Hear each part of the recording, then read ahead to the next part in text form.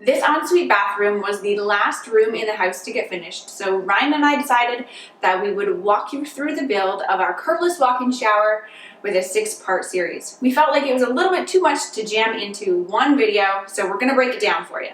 In part 2 of the series, we're going to show you guys how to prep the walls for tile. This includes hanging the cement board and mudding and taping all of the joints. If you want to check out the rest of the videos in this series, if you're interested in seeing the whole project from start to finish, we have linked to each of the videos in the description below. You can also subscribe to my channel for more super trendy, budget-friendly ways to decorate your home. All right, why don't you follow us out to the garage and we're gonna get started on this project by cutting up some cement board. You guys want to use cement board under your tile, don't use drywall, don't cheap out on this. This is it. Well, some people don't know.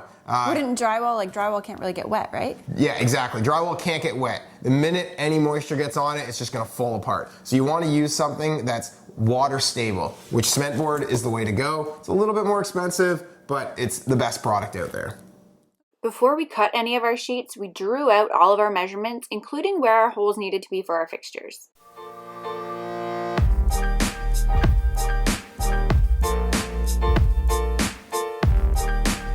So the method of choice today for cutting cement board is going to be an X-Acto knife and a straight edge.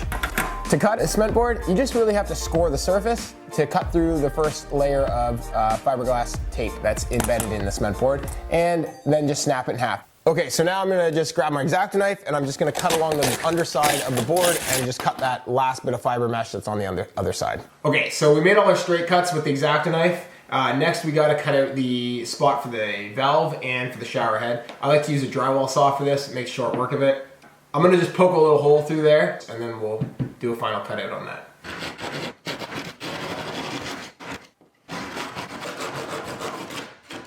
So we've got our cement board all cut and ready to go, but before we hang it, we marked out where our studs are. We marked it on the floor and on the ceiling so that it's much easier to screw into once we have the board up. So we've got one sheet of cement board already hung. You can see we've got our chalk line that we made using our marks that we put on the ceiling and on the floor, so we've got a nice straight line that goes right along the stud. Next up, you want to use the right screws. These things are really expensive, probably $25 for this container, but you don't want to cheap out on these things. Why couldn't you just use a regular drywall screw? Well, so these are coated so they don't corrode, and they're also a lot stronger than a drywall screw. A drywall screw will rust because it's not coated, and you will see that coming through in the grout of your tile. Good to know.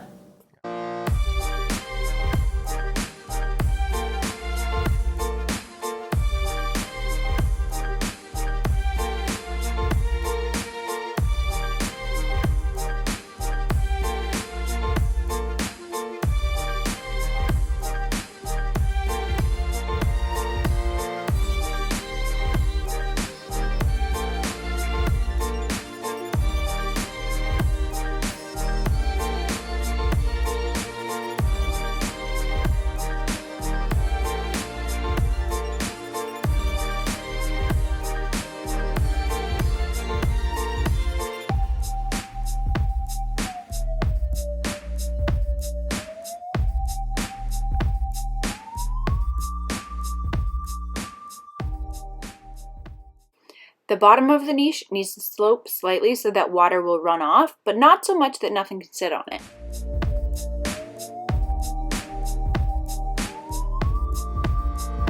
Okay, so I finished up all the cement board. Now Heidi's gonna tape all the seams.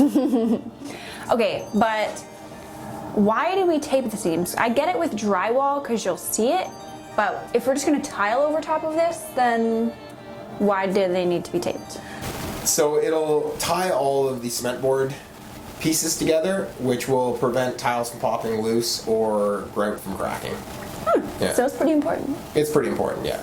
Okay, so there's two mortars here. What is the difference? Okay, so there's two types of thin set mortars. There's a modified mortar and an unmodified mortar. And what we want to be using is the unmodified mortar. The modified mortar has polymers and other additives in it that will prevent the mortar from actually drying when it's placed between Schluter membrane and the tile. So it can take up to 60 days for this to actually fully cure. So you don't want to use that. So we want to use the unmodified. So we have Master Set, Superior Performance, Dry Set Mortar, purchasable at any hardware store. Yeah, it doesn't really matter what. Just a thin set. Okay. Thin set unmodified mortar.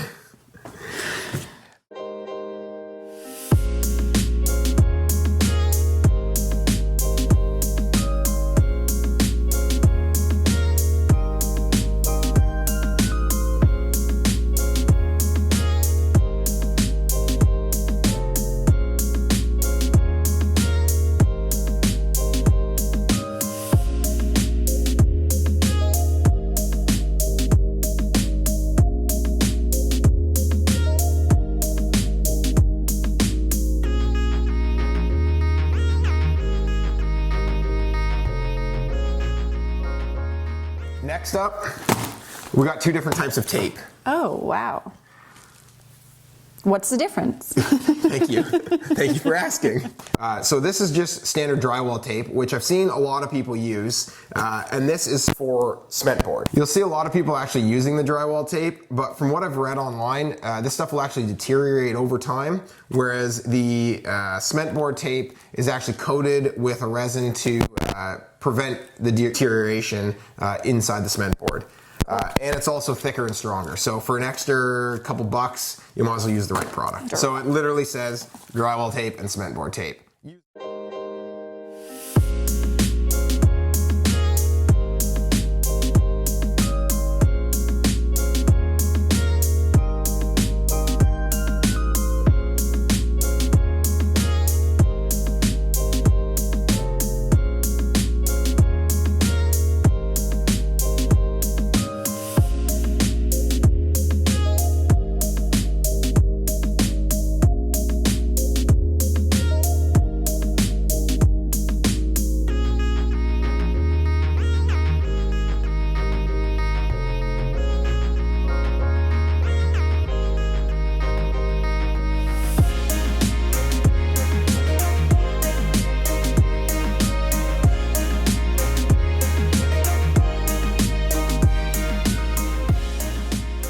I've posted a link to all the products that we've used in this video in the description below. So if you're interested, they're down there. If you want to check out us waterproofing the shower using Schluter membrane, check out our next video. That's going to be part 3 of our 6-part series.